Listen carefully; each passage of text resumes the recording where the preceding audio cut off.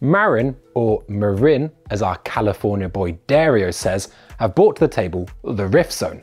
This bike has 29-inch wheels and 130mm of rear travel, and much like the Status on this test, seeks to combine a very short rear end with a long front centre. But can it offer the balance needed? Or will it cause something like a rift between our testers? I'll get my coat. Anyhow, let's tune in with the boys from the US of A to find out what they think about this bike, even if they always say Marin wrong.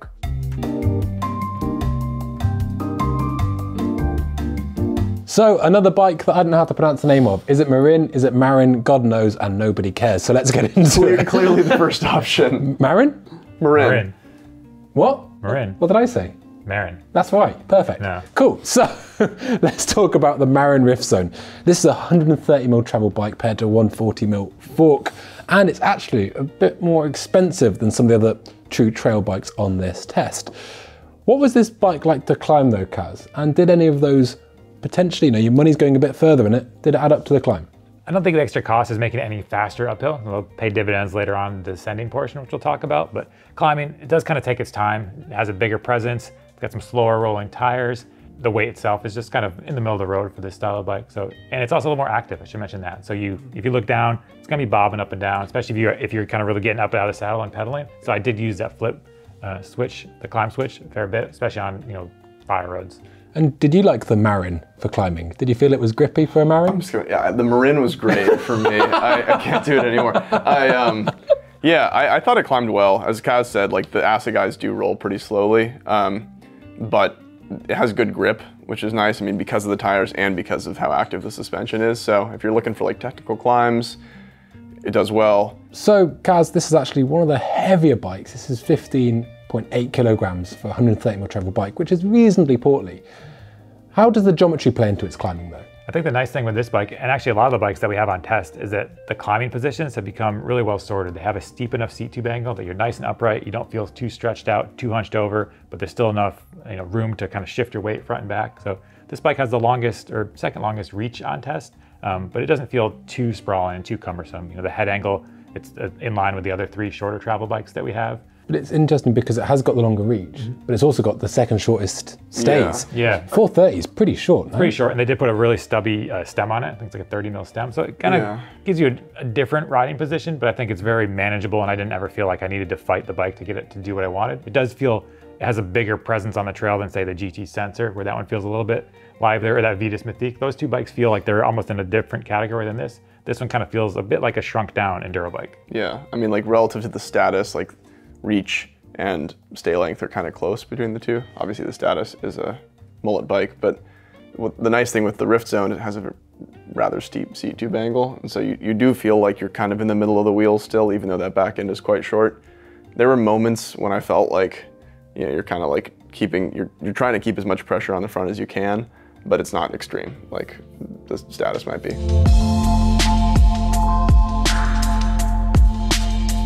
So we talked about that short rear end and that long reach, which are elements that could potentially open this bike's capabilities up for steeper terrain. Was that the case? Exactly, yeah, I think you do feel the stability of it. There's just that extra length. You kind of feel like there's room to move around. You don't feel like you're perched on top of it, and kind of really a little bit more cruisy, especially at the higher speeds. So I think it gains more stability, even though the short chain stays probably maybe take away a little bit of that stability, but overall it just feels like a nice bike. If you want to go faster, it doesn't feel sketchy. Yeah, I think both of us came away feeling like you could go pretty quick on this bike while being really comfortable, which is nice. And so for a 130 bike, would it be fair to say that it was kind of a trail bike plus? It was not just riding the undulating terrain, but also if you want to have something that's a bit more versatile, opens up some steeper sections. Yeah. Is that what you found? Yeah, I think certainly. I mean, this is always like a murky thing to talk about, but like both of us kind of felt that it rode like a much longer travel bike.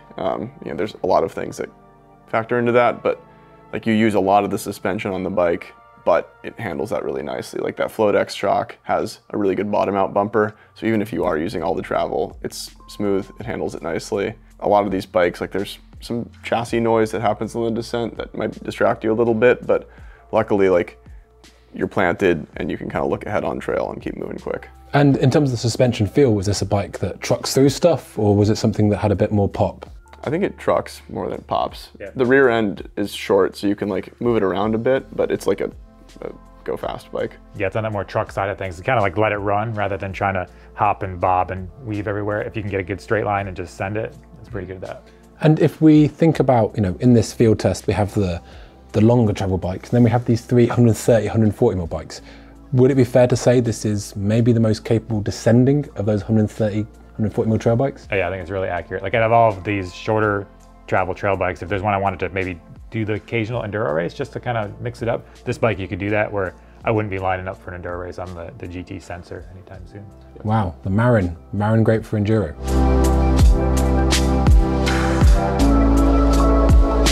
So on to components. Now I asked Kaz earlier on if that higher price tag compared to its rivals really helped it on the climbs, and apparently not so much, but did it come back to thank you in terms of the descents at all?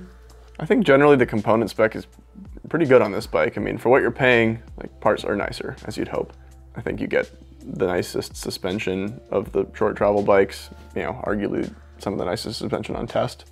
The brakes are a little funny, like people might not recognize them, but I really like them. They're the Shimano MT420s. They're like a long lever version of their 4-piston brakes. And once you set them up right, like you have to run them pretty far inboard, but they work really well. Like they have a nice bite point, they're consistent. They don't do the wandering bite point thing that a lot of other Shimano brakes do. You get 2 Assegai tires, so you can swap the rear one out for something faster rolling. And then you have another front tire for when the other one wears out. I didn't really have the folks at Shimano's 420 kind of guys, but what do you know? It takes all sorts. They snuck it in there, yeah. Look at this. How did you feel, Kaz? Were there any value standouts for you? Things that you thought, wow, that was really great to see on this bike? I think that Z1 fork, I mean, that's kind of a burly, especially in a 140 mil version, you wouldn't, it's kind of something you might see on a longer travel bike, but they've got the 140 version of it, really stout. You can just really smash it in things. And then, yeah, I got along with the 420 brakes. I'm not as big a fan as you, but it's nice to see 4-piston brakes. Drivetrain wise, that was all solid. Again, though, they did the XT derailleur with the SLX shifter, so you don't get the 2 clicks at one push. So I'd like to see that switched around, but that's kind of a pretty common theme with the more value priced bikes. It's worth noting too that like ours has a Sunrace cassette spec on this bike, but it's supposed to come with a Dior cassette, right? And that's something that Marin will work out with you and your dealer, like if you do end up. Yeah, what they said is, yeah, there's some supply chain issues, which are, you know, they're still kind of continuing, but basically they'll give you a micro spline freehub body if you wanted to switch your cassette in the future. Which only matters because like the shifting quality of the Shimano stuff is a bit better. But let's get on to the pros and cons.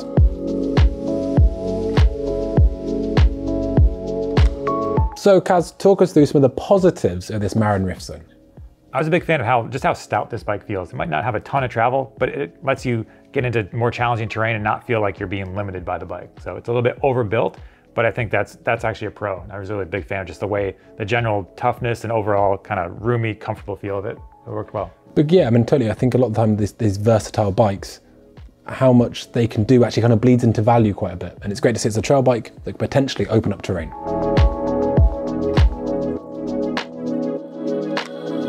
And then Dario, apart from me mispronouncing the name, what are the negatives for you? You know, as Kat said, the Marin is a pretty burly, you know, stout bike that comes to bite you a little bit on the climbs. It has just, you know, slower rolling tire spec. It's a bit portly, pretty active shock, which is nice on the descents. Other little like points I'd complain about are just like the way the cable routing is on the frame. We noticed already like it's starting to rub a little bit on the cables and like might create some like early wear. It's also just like a complicated internal routing, which for a new bike owner might be kind of a hard thing to learn to work on. But for the most part, I think it's well sorted.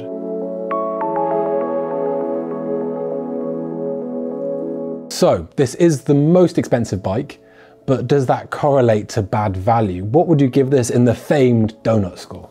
Out of 5 donuts, I think I'd give it 3.75. Yeah, I mean, it's the most expensive bike we have in this test, but it's still $3,500, which is a third of the price of like the super fancy, very fancy bikes, and it rides really well. So I think that it is a solid value, but it's not the cheapest way to get into the sport, but what you're getting is great. But could you not spend $1,000 on one of these other bikes and get them to a better spec than this? Probably, like you end up with something like this, I feel like. So it's a good, I'll say it's a good value. So maybe I'll raise it. Let's go 4. And the last question. Dario, who is this bike for? So most mountain bikers, like it's really well rounded. I think the Rift Zone will appeal to a lot of people. Like if you have a good trail zone that has like a nice variety of terrain, it should be able to handle all of that pretty well. As Kaz mentioned earlier, like you could race on it occasionally if you wanted to. It feels more capable than its numbers would indicate. And overall, it's like a well-built bike that should last for multiple seasons. So a real mountain biker's mountain bike. I think so, yeah. As they often are. But that's it for us, guys. So thank you very much for watching. Please don't forget to like and subscribe to not miss any field test content and me wildly mispronouncing all these weird names from North America. We've got the Status, the Marin, the Vetus, and God knows what else. Thanks, guys.